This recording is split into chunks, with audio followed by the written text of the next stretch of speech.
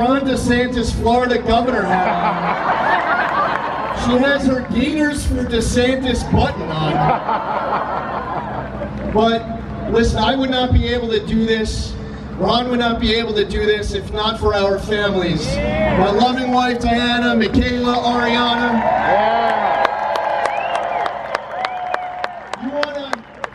You want to know why this is so important to me, to fight crime? These two girls were at home doing homework at their kitchen table when my house just 3 weekends ago became the site of a drive-by gang shooting. They're sitting there just doing their homework. All across this entire state, people want to take our streets back. They're concerned about soaring crime, crushing taxes, skyrocketing costs. They're upset about DAs releasing violent criminals to run free. New Yorkers struggling to heat their homes, to be able to feed their families. And with this opportunity that is just 10 days away, we will not let it pass us by. I ask you to support all of the great candidates who are here. The rest of the statewide ticket. Allison Esposito for Lieutenant Governor. Michael Henry running for Attorney General. Paul Rodriguez running for New York State Comptroller. Joe Pinion running against Senate Majority Leader Chuck Schumer. And great candidates running for Congress and State Senate and State Assembly and judicial races. It's important for all of us to make sure we're getting out. This morning was the start of in-person early voting. Tomorrow at 11 a.m. for anyone who wants to come hit doors, there will be a meetup right here. We need everybody to do everything everywhere. Emails, cell phones, text messages, word of mouth, strangers, family, co-workers, neighbors, everybody.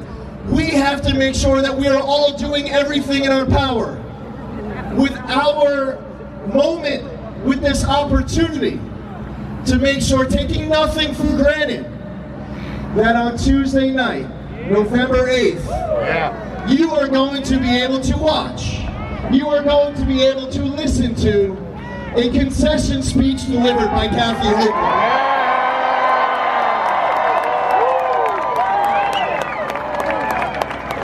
At the beginning of January, we're all going to be able to tune into C-SPAN and watch the gavel permanently come out of the hands of former Speaker Nancy Pelosi.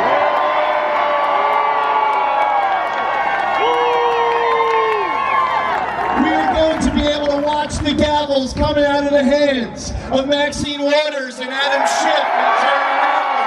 And we'll have the balance of power restored. And right here in New York, something that they said was impossible.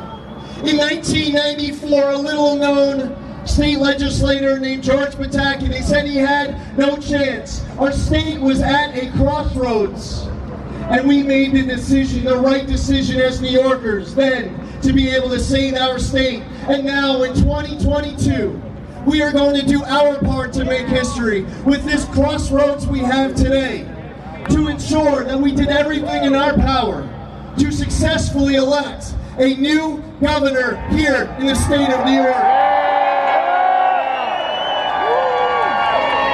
Florida was at a crossroads in 2018.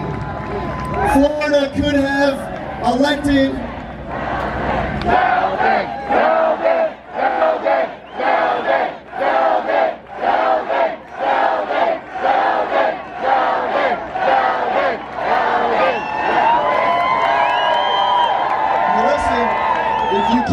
like that, Ariana might actually put her Zeldin hat back on. Florida was at a crossroads in 2018. Think of how different Florida would have been if they went the other way. What I hear from the crowd, by the way, Ron Desantis, wherever you are, what I heard was a whole bunch of audible oh my gods. Ron Desantis did so much, from the economics, respecting freedom, respecting his constituents, understanding public service is about serving the public, not being served by the public. Ron is a military man. He is a fighter. He is someone who is a fantastic leader and governor, and tonight he is our very special guest. Let's give him a big Long Island welcome to the governor of Florida, Ron Desantis.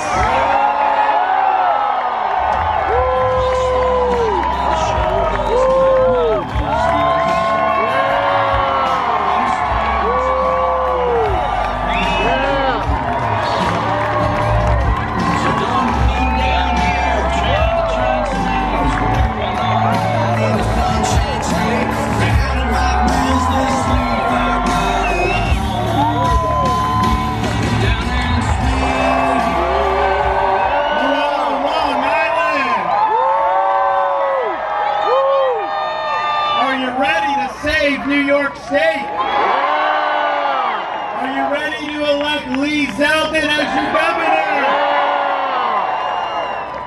I'm so happy to be here because I think it's great in politics when you don't have to choose between the lesser of two evils. You can actually support a very strong, capable candidate. And Zeldin is that man, and he's the guy that can turn New York around. I've known him for a number of years. I've served with him. He's a veteran, he's somebody that has very strong values, and most importantly, he is capable of exercising leadership.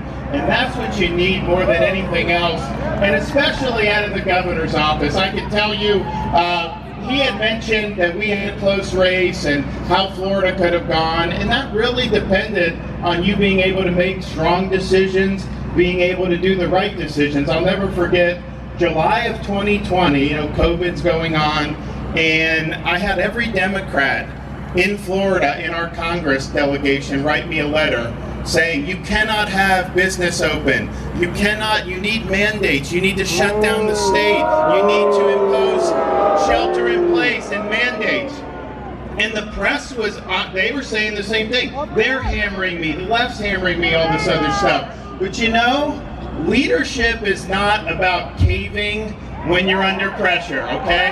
Leadership is about standing strong. So I took that letter, I read it, I thought about it, and I said, gee, if we do that, it will destroy the state of Florida. We would plunge millions of people's lives into turmoil, it would violate their rights, and it would cost thousands of businesses and hundreds of thousands of jobs. So I took the letter, I crumpled it up, and I threw it in the trash can.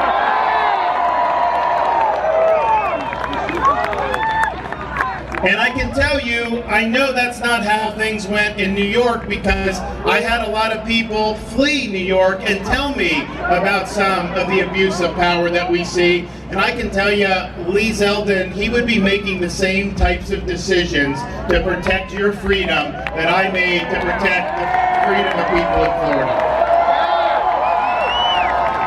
So I'm here to support a good guy, but I'm also here personally as the governor of Florida, probably we, more than any other state, have an interest in elections that take place in other parts of the country. Because, for example, you have this Georgia governor's race, and the Democrats have this candidate, Stacey Abrams. And look, I think our governor's going to be fine. I think he's going to win a big victory. But this is just a fact.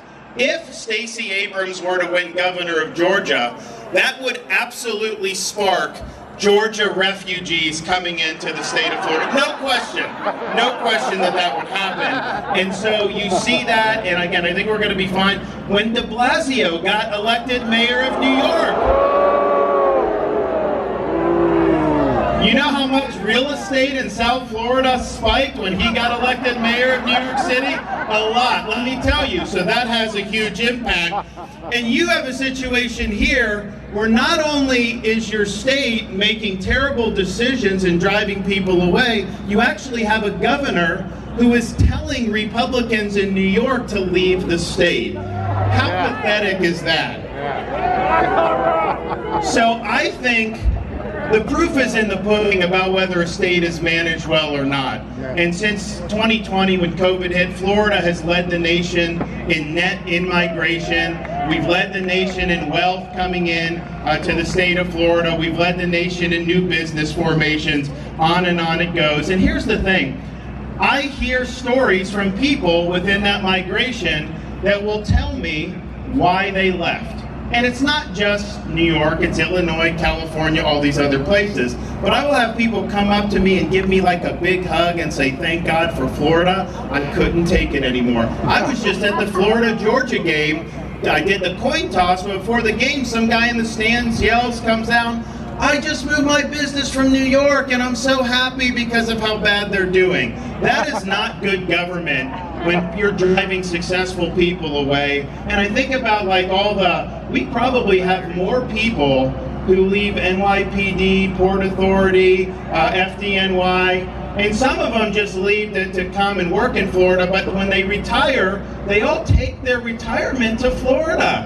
And it's like, that's not good policy of New York to be driving these people away. So we are seeing that every day. I'm seeing the people that are coming to Florida. And look, I'm happy to have folks, these are my people. They're voting for me, so I like them. Don't get me wrong. But man, do you really want to continue with policies that are doing that? And I would say the number one thing I hear where people get so fed up is they are sick and tired of the crime that you see, particularly in New York City. And the taxes! Florida is a law and order state. I am a law and order governor.